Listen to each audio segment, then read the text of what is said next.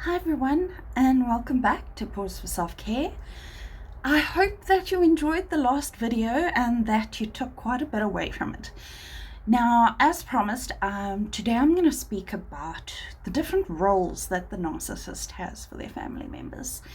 And basically the best description was this Michelle Piper's Narc Mom handbook. Honestly, for me, it just hit the nail on the head. It helped me get onto my healing journey. So I thought I'd give you the descriptions today, and if you feel like it's helped you, go further from there and speak to your therapist. Research, it's so important, and it just helps you understand why these things happened, and it helps you on your healing journey. So let's get into it. In all of us, in our hearts, there's love and light that we must realize. We need to feel, we need to use this warmth that could make bright our lives. In all of us, in our hearts, there's love and light that we must realize. Okie dokes. So, just want to give a little heads up before I start reading. Michelle Piper does mention in her notes that the narcissistic mother can actually swap out roles. In other words, if you are the golden child to start out with, if you are not fitting the need of your narcissistic mother, she'll swap you out to one of the other children, perhaps like the scapegoat child, for instance, and swap roles so that she can get that energy that she needs to continue. Okay, so the hero or golden child. In the hero or golden child's role, you fulfill her dreams to protect her fragile ego. The hero child is given far too much responsibility too early and put on a pedestal for as long as the child meets the maternal narcissist's needs. If your mother put you in the hero child role, you may have seen your mother act like a victim whom you needed to rescue or help. You may still carry an overwhelming sense of pressure to take care of her or others, sometimes to the point of needing to isolate yourself just to recuperate. The golden child role, on the other hand, puts the child in the spotlight with no other demands, being beyond bringing positive attention to the mother. The child is used as an example of what the mother's imagined or exceptional genes and nurturing have done for the child.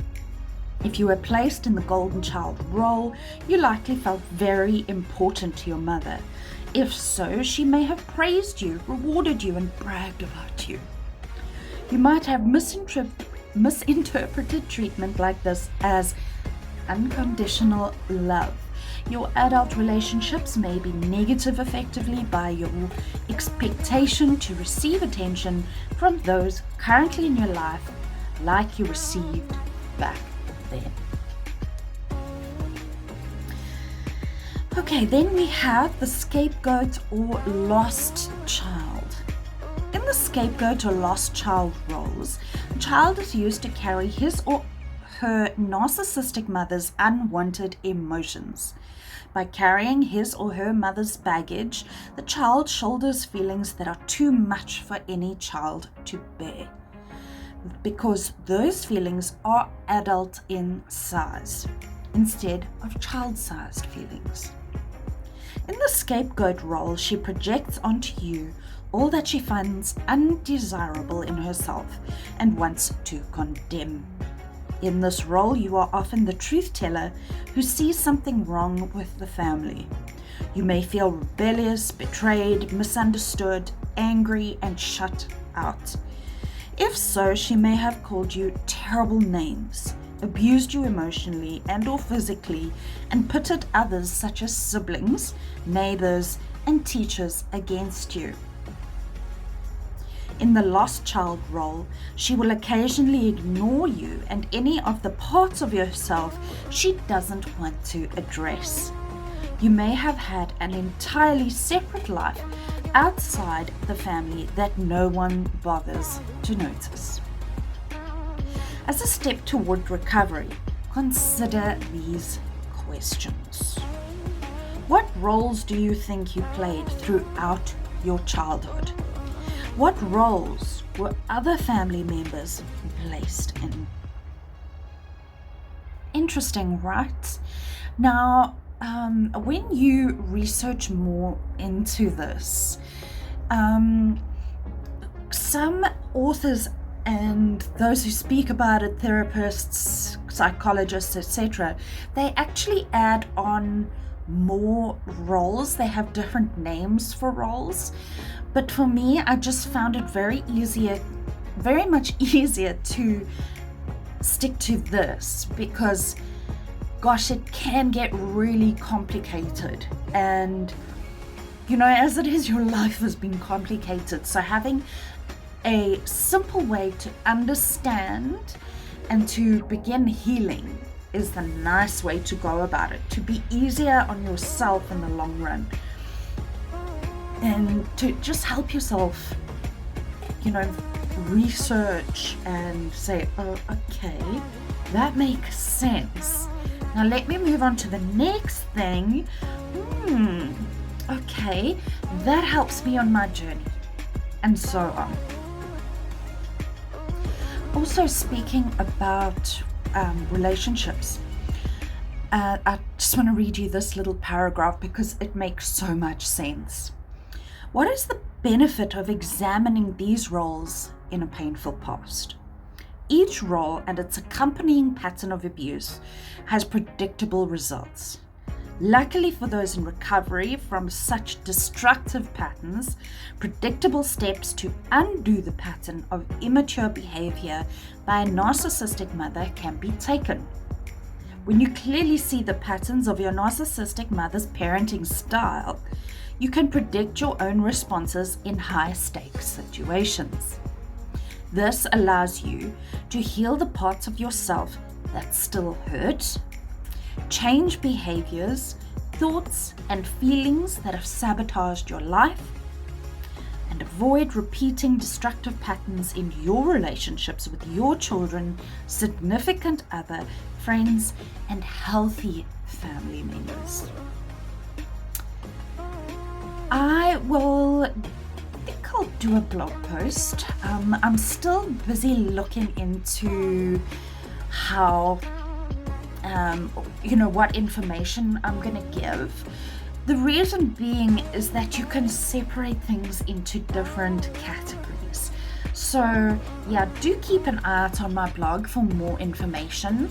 I'll obviously link in this little ebook. I think I'll just give you the free download,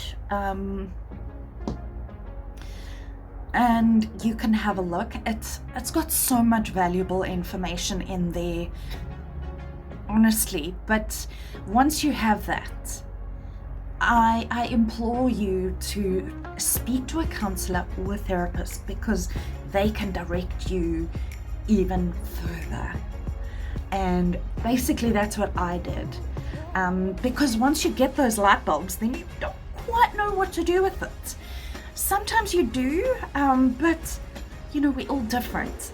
So as soon as you feel ready or you feel overwhelmed, speak to somebody who understands this information. And just be careful, because I have seen some people speak out that they went to the wrong therapist. I really suggest that you ask around and you go to somebody who really has empathy for this kind of thing and really has understanding for it. I think that is so important, because you need to understand that you weren't wrong.